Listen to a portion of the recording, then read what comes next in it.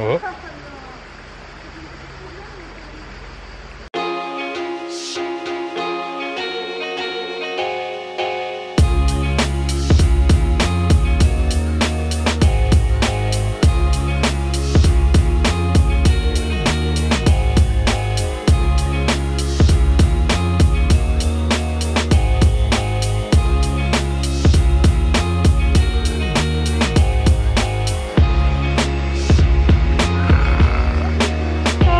Là mon Gaspard, c'est vrai que toi tu as fait ton premier signe, puisque tu sais qu'on fait la langue des signes avec Gaspard, et qu'il nous a fait son premier signe.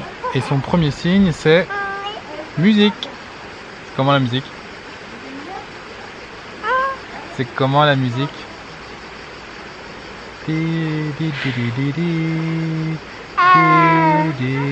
Alors oui, tu danses quand il y a de la musique, et quand tu le signes, c'est comme ça la musique. Musique. Ouais.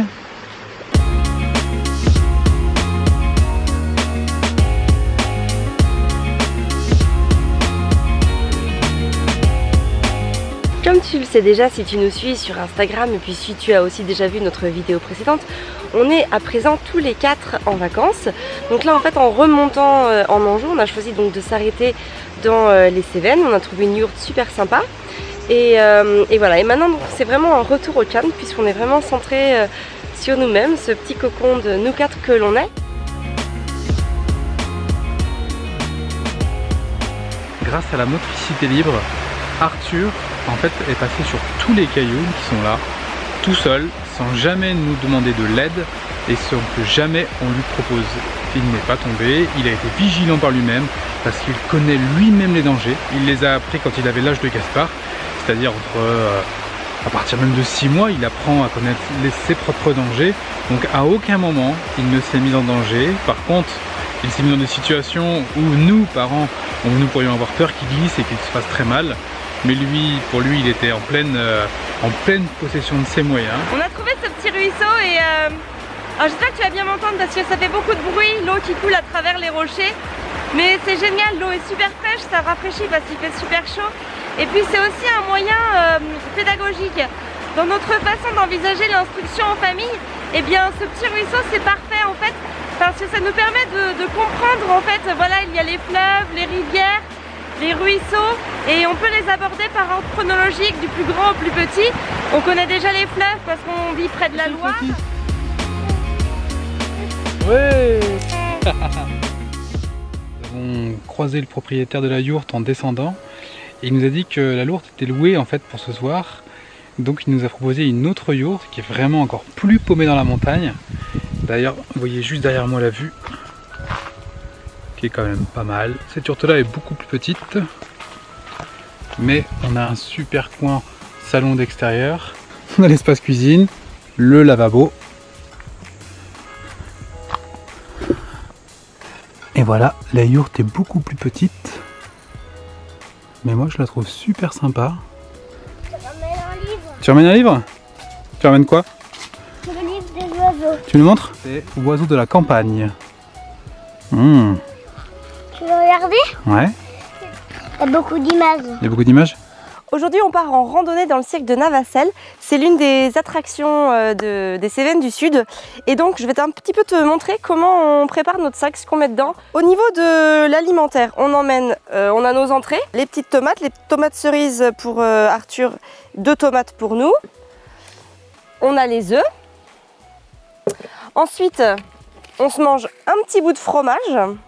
Bon, on ne mangera pas forcément tout, hein, voilà. Et puis les fruits. Voilà, pour le dessert. Et en encas, pour le 4 heures, nous avons des figues sèches et des abricots secs.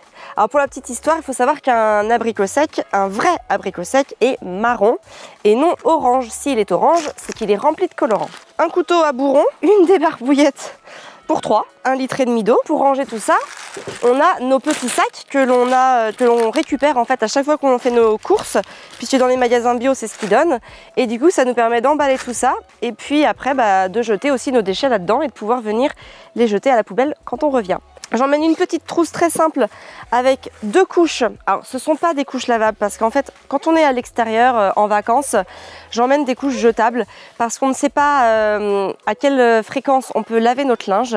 Et puis aussi des fois on lave le linge en commun avec d'autres.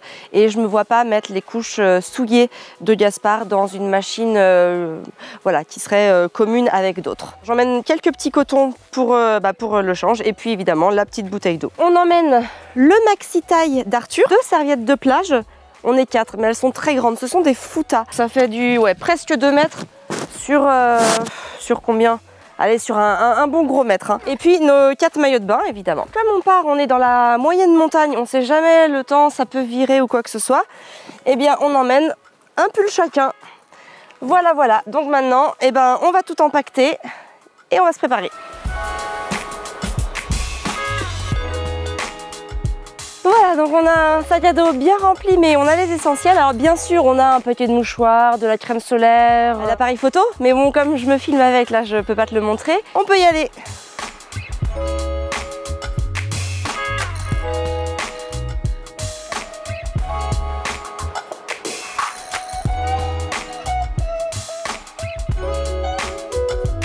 Petite pause pique-nique. Normalement, on devrait se retrouver dans ce petit village.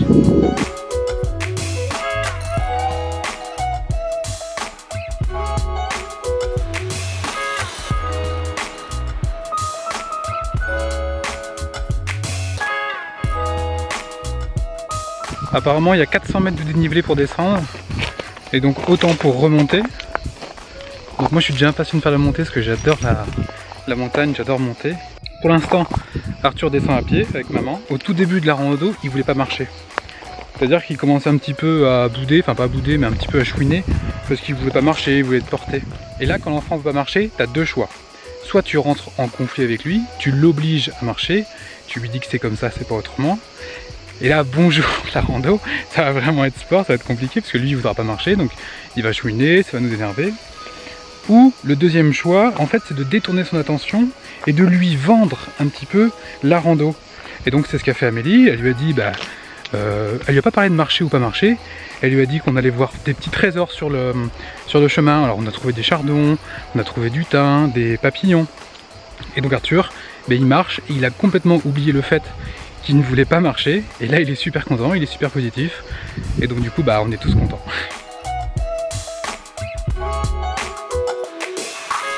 Tu vois ce truc de détourner l'attention, d'arrêter de parler du problème, ça marche avec énormément de choses du quotidien. Tu sais, je pense notamment à quand ton enfant il est au jeu, il fait du toboggan, et là tu lui dis on rentre.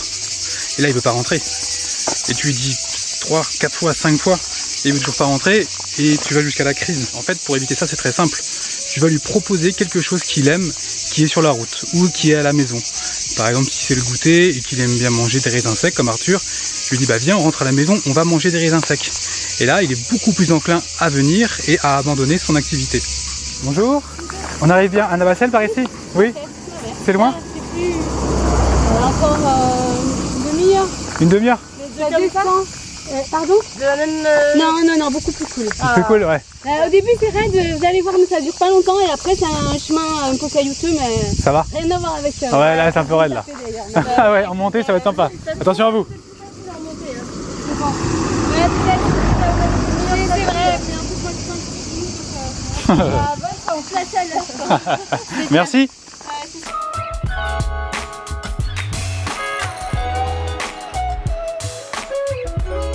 On va quand même éviter de tomber. Hein.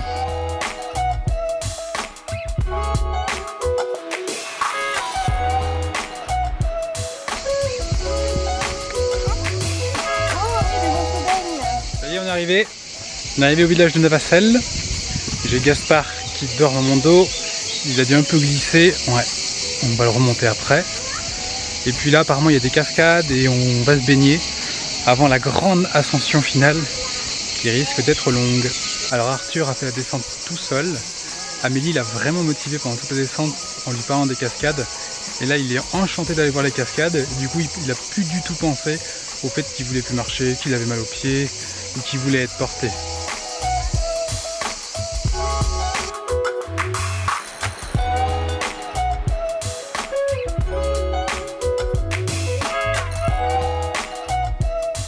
changement de programme.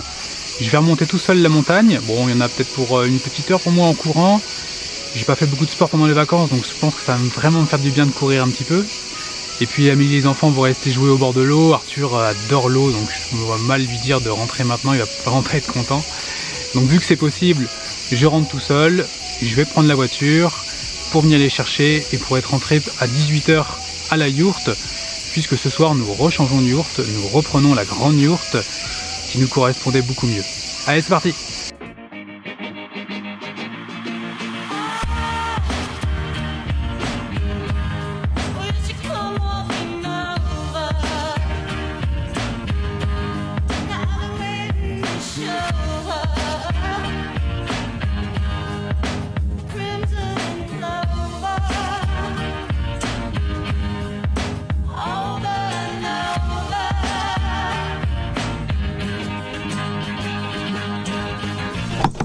J'ai oublié les clés. Mais non, je rigole.